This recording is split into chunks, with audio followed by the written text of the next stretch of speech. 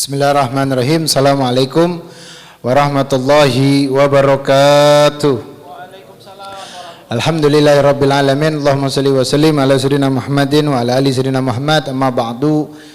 Alhamdulillah, malam yang mulia dikumpulkan kita oleh Allah Subhanahu wa taala di tempat yang mulia. Alhamdulillah, mudah-mudahan Allah Subhanahu wa taala selalu memberikan keridhaannya kepada kita, selalu memberikan keberkahan di dalam waktunya kepada kita, di dalam umur kita, sehingga kita menjadi hamba yang taat, hamba yang dekat. Masyaallah Ustaz Nzir. Diberikan kita kesehatan, keberkahan di dalam umur kita, semua yang hadir dan maupun yang menyaksikan dari online. Mudah-mudahan Allah Subhanahu wa taala kabulkan semua hajat kita, memberikan keberkahan kepada kita. Amin ya rabbal alamin. Hadirin yang dirahmati oleh Allah Subhanahu wa taala, alhamdulillah kita masuk di bulan di akhir dari bulan yang mulia, bulan haram. Atau biasa kita menyebutnya dengan bulan Hijriah, yakni bulan Muharram.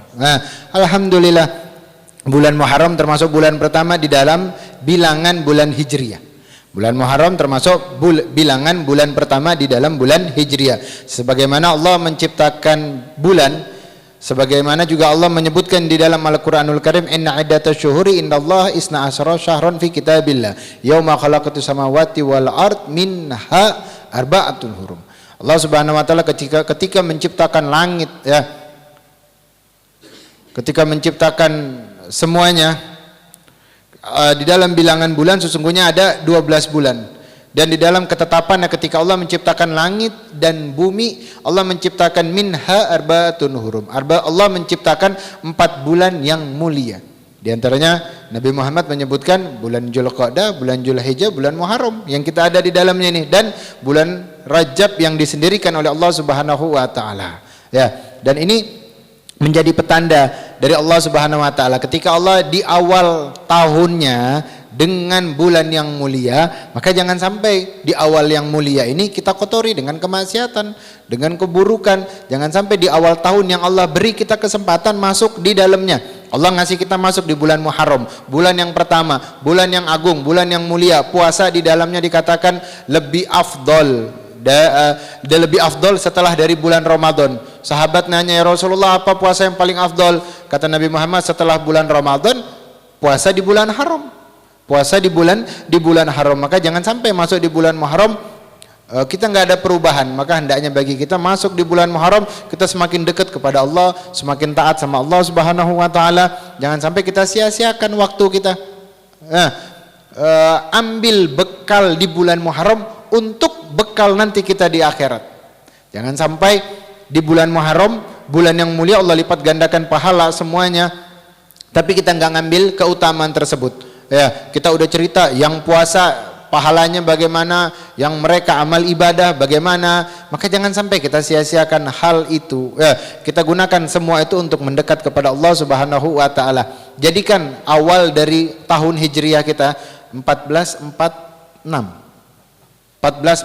ini dengan ketaatan, dengan semakin dekat kepada Allah, menjadi bekal kita nanti di akhirat. Sebab itu dikatakan innamal gobrul raudhah min riyadil jannah au khufra min khufratin niron. Sesungguhnya kubur itu taman dari taman surganya Allah, atau paret dari paretnya neraka yang diciptakan oleh Allah Subhanahu wa taala.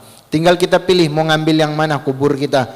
Tinggal kita mau persiapkan yang mana bagi kubur kita. Makanya jangan sampai berlalu hari-hari kita dengan maksiat. Ini udah menjadi pertanda dari Allah. Kenapa? Allah kasih kita satu di awal, di bulan pertama dari bulan Hijriah, bulan yang agung, bulan yang mulia, bulan Muharram.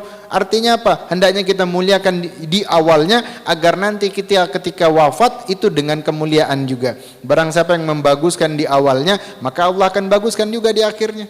Akan tetapi sebaliknya, mereka yang merusak di awalnya, maka Allah Subhanahu wa taala akan merusak juga di akhirnya orang tersebut. Maka ayo sama-sama kita semakin taat kepada Allah Subhanahu wa taala. Jangan kita sia-siakan.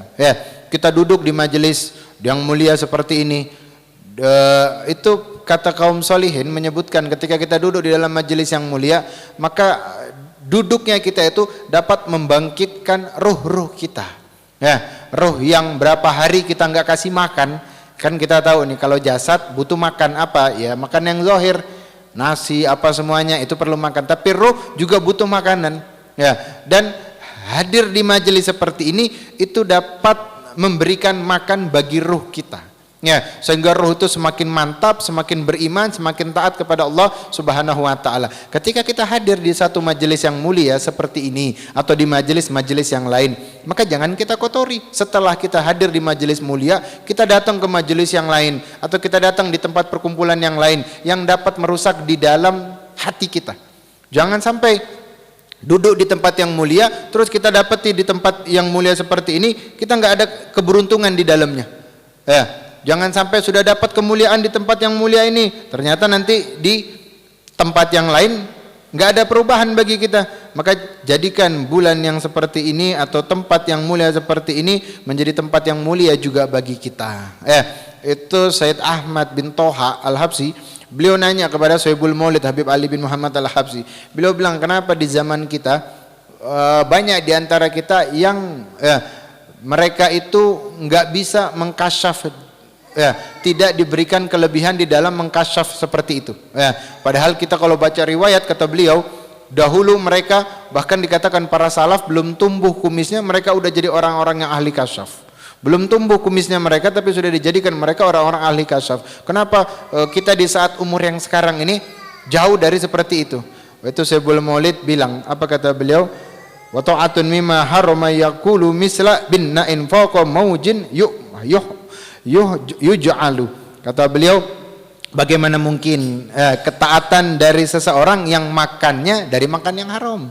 Dan sama seperti seseorang yang mereka itu membangun satu bangunan akan tetapi di atas sebuah samudra, di atas sebuah laut, nggak akan bisa ya. Kita datang di majelis ini mau memperbaiki keadaan kita, lantas ketika selesainya dari majelis ini kita hadir tempat-tempat yang lain yang itu dapat merusak dari ruh yang kita dapetin malam ini, dari makanan yang luar biasa yang kita dapetin malam ini. Maka jaga perkumpulan kita. Syaikhul Maulid bilang, ra'aitu fasada, aku melihat buruknya seseorang itu diantaranya dari pergaulan.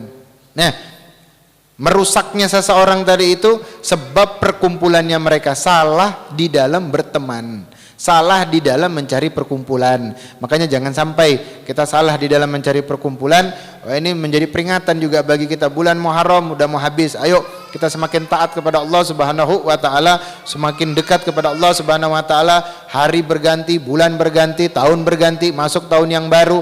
Mungkin tahun lalu kita lihat di sini masih ada beberapa keluarga, beberapa teman atau mungkin orang-orang tua kita yang hadir, akan tapi saat ini mereka pergi, mereka telah berpulang kehadiratnya Allah Subhanahu wa taala. Ada nasihat dari Allah Subhanahu wa taala, sebagaimana Imam Ghazali bilang, nasihat itu ada dua, yang hidup dan yang mati. Yang hidup apa? Al-Qur'anul Karim. Ambil nasihat dari Al-Qur'an, pelajari Al-Qur'an, bertadabur di dalam Al-Qur'an, membaca di dalam Al-Qur'anul Karim, sehingga cukup Al-Qur'an menjadi nasihat. Kemudian yang kedua, nasihat yang mati apa? Wafatnya seseorang itu menjadi nasihat bagi kita. Apa? Kullu nafsin dha'iqatul maut, setiap yang bernyawa pasti bakal wafat.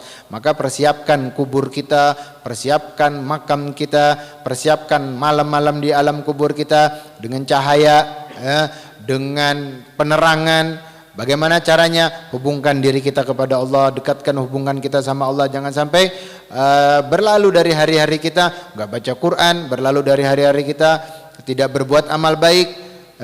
Bahkan Imam Syafi'i bilang, tidak aku dapati penerang di dalam kubur kecuali dengan membaca Al-Qur'anul Karim. Maka mudah-mudahan dengan sebab dihadirnya kita malam yang mulia ini, Allah Subhanahu wa taala berikan hidayah kepada hati kita, Allah berikan taufik kepada kita sehingga kita keluar menjadi hamba yang beruntung, hamba yang selamat di hadapan Allah Subhanahu wa taala, dibangkitkan kita dalam keadaan orang yang beruntung, orang yang taat kepada Allah Subhanahu wa taala. Kurang lebihnya saya minta maaf. Assalamualaikum warahmatullahi wabarakatuh.